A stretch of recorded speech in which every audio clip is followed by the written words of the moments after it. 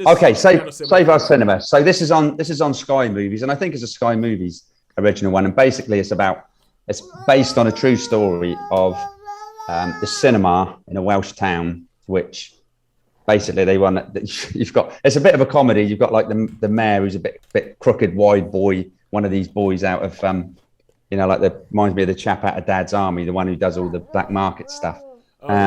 Anyway, he wants to knock it down.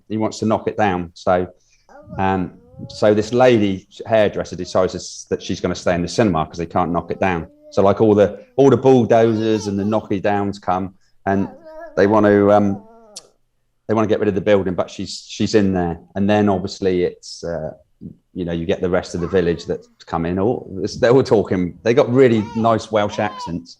And then there's this old projectionist, and he says, why don't we show a film, for things. So they get that good old Welsh film, the teary one. I don't know if you must have seen it, Sharon. How Green Was My Valley? Yeah, I was about to say How Green Was My Valley. Yeah, if I'd have given you 2 more minutes, you'd have nailed that, wouldn't you? Yeah.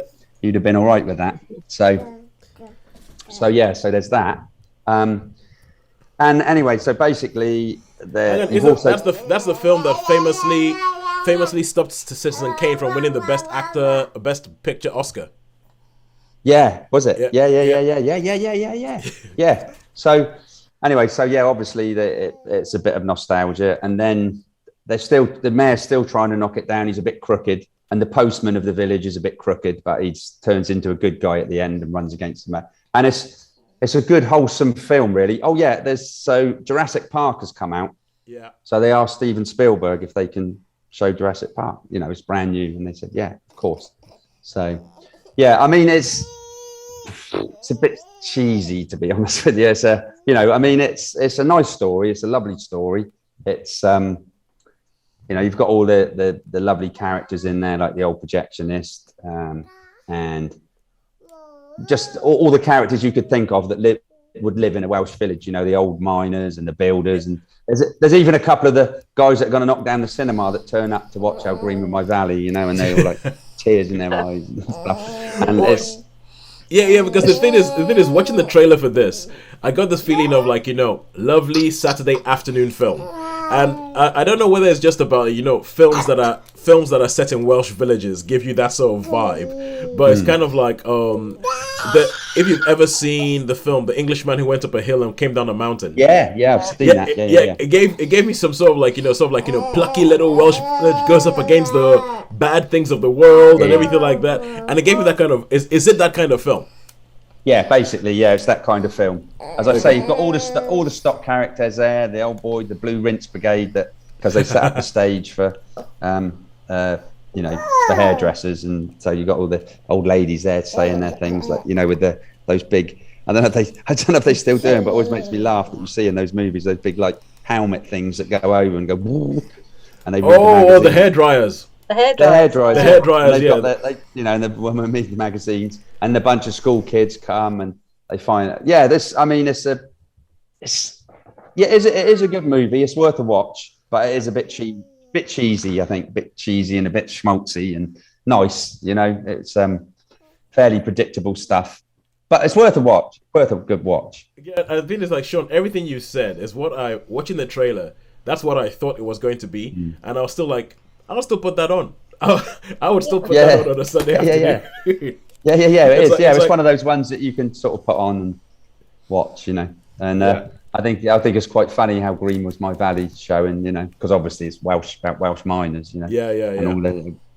So keeps it. Yeah, no. So it's a good solid 3-star movie that you can watch, and I'm sure you will, and it'd be great to hear Sharon's point of view. Yeah, certainly it's on my watch list. It's just, I think this week I should have more availability, so I've got some time off work and my brother's away, so I can get the big telly. I was just one thing. I was listening to your review of Raccoon City, like that, and I was like, "Welcome to Raccoon City." Yeah, I mean, I'd love to do a review of that, but perhaps I'll do that separately, and we can put it in the thing. Let's put this. Did you agree with Sharon's star rating for Resident Evil: Welcome to Raccoon City? Yes, I did. Yes. I mean, it started off really good, but then it was the it didn't take itself too seriously, I guess. But you know, I was thinking it's hard to do with the Resident Evil films. Yeah. But I was watching it and I was thinking, I can't wait to say about that stupid thing, and I can't wait to say about where's a continuity, where the hell is the, you know. So yeah, so I agree with Sharon on that one. But I'll do one of my 2-minute spoiler rants one day on that. Yeah, good. Yeah. It's like everything Shaun doesn't like about Resident Evil Welcome to Raccoon City.